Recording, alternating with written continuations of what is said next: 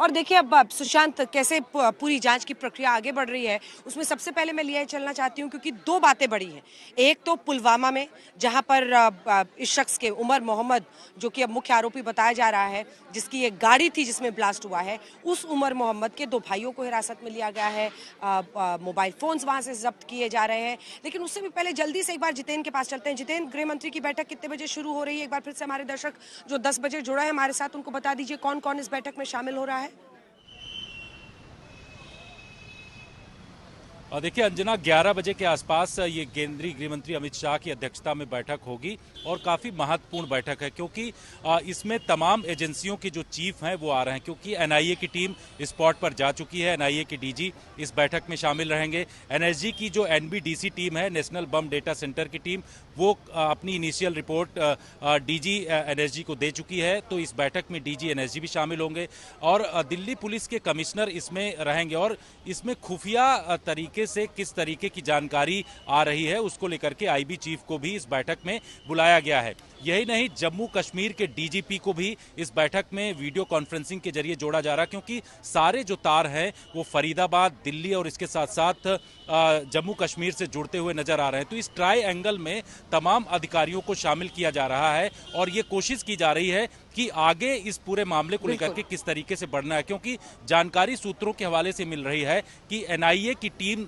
इस स्पॉट पर मौजूद है और एनआईए को जो फरीदाबाद मॉड्यूल है उसकी जांच भी जल्द ही दी जा सकती है। तो गृह मंत्रालय इसका बाकायदे नोटिफिकेशन जारी करेगा और इसके बाद इस जांच को दोनों जो बड़ी एजेंसियां हैं, एनआईए के साथ साथ जो एजेंसी है एनएसजी है, वो इसकी जांच करेगा। तो बड़े खुलासे आने वाले समय में होंगे।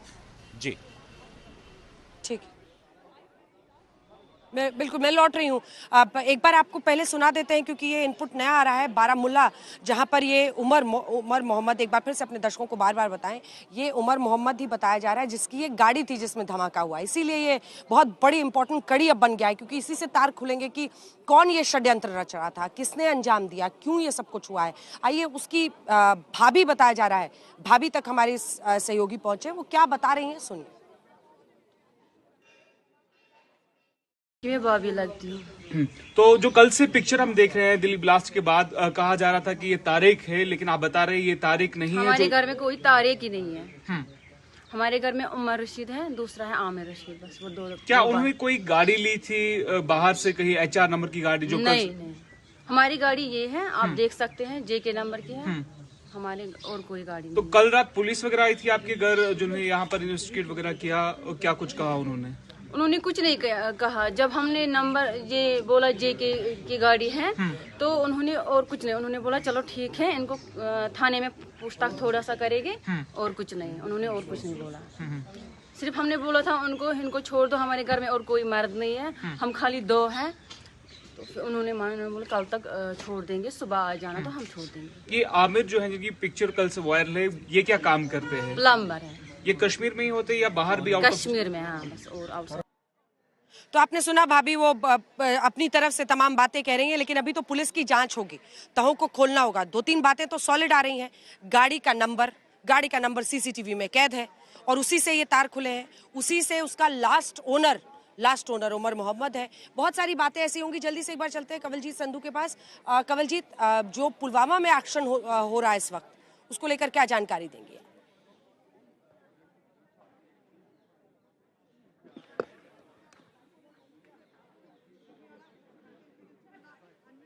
पुलिस है, हरियाणा पुलिस, उनका जॉइंट ऑपरेशन था। दिल्ली में भी कार्रवाई हुई। उसके बाद अगर हम बात करें उत्तर प्रदेश में भी, देखिए आपको बता दें कि 4 पुलिस हैं, 4 राज्य की पुलिस इसमें इन्वॉल्व हैं, क्योंकि जम्मू कश्मीर पुलिस है, हरियाणा पुलिस है, उसके बाद हम दिल्ली पुलिस की बात करें और जिस तरह से लखनऊ में कार्रवाई, यूपी पुलिस। तो यहाँ पे जो बात सामने आ रही है कि मल्टी लेयर्ड इन्वेस्टिगेशन है। एक जो हिस्सा था जो फरीदाबाद मॉड्यूल को एक्सपोज कर रहा था, लेकिन वहां पे भी डॉक्टर उमर मोहम्मद वो फरार बताया गया, उसकी तलाशबीन जारी थी, उस बीच में ये ब्लास्ट हो जाता है। तो यहाँ पर एक चीज जो सामने आ रही है कि किस तरह से ये डॉक्टर अकील है और डॉक्टर मुजमिल, और खासतौर पे आपको बता दें क्योंकि मुजमिल ही पकड़ा गया था फरीदाबाद से, तो इस तरह से एक पैनिक बटन जरूर लगा कि अगर डिस्कवरी हो जाती है तो इसका मतलब है कि उमर मोहम्मद भी अरेस्ट हो जाता, तो उससे पहले ये धमाका उसने कर दिया। अब क्या वो फिदायीन था, ये एक बड़ा सवालिया निशान है। और क्या किस तरह से एक्सप्लोजिव लाए गए, क्योंकि ये भी बताया जा रहा है कि 350 किलो का जिस तरह से अमोनियम नाइट्रेट है, और क्या विस्फोटक पाया गया है जो कि इस कार में मिला है। तो ये सारी चीजें अभी कनेक्शन जो है डॉट्स का वो होना बाकी है। लेकिन जिस पैमाने पे अरेस्ट हुए हैं और 4 राज्यों में जिस तरह से ये फैला हुआ है, इस वजह से एनआईए को लाना इसमें जरूरी और कंपलसरी भी हो गया था। इसके बाद अगर हम बात करें क्या कोई टेरर लिंक एस्टैब्लिश हो रहा है, क्योंकि डॉक्टर्स का जो एक काम है वो है लोगों को बचाना, पर यहाँ पे डॉक्टर्स ऑफ टेरर इस तरह से एक मॉड्यूल सामने आ रहा है, तो बहुत बड़ी बात हो जाती है कि पहलगाम आतंकी हमला हुआ और उसके इमीडिएटली बाद अगर हम बात करें तो इस तरह की जो बड़ी कार्रवाई को अंजाम दिया गया है, तो बड़ी कार्रवाई को अंजाम दिया गया है, तो यहाँ पर मल्टी लेयर्ड इन्वेस्टिगेशन, और खासतौर पे जिस तरह से बोल भी रहे हैं कि गृह मंत्रालय भी इसकी पूरी सुध ले रहा है, और डीजीपी चाहे जम्मू कश्मीर पुलिस की बात करें या बाकी चीजों की बात करें, तो वहाँ पे मल्टीपल लेवल इन्वेस्टिगेशन है। हरियाणा में 3-4 और रिपोर्टर्स हमारे साथ हैं।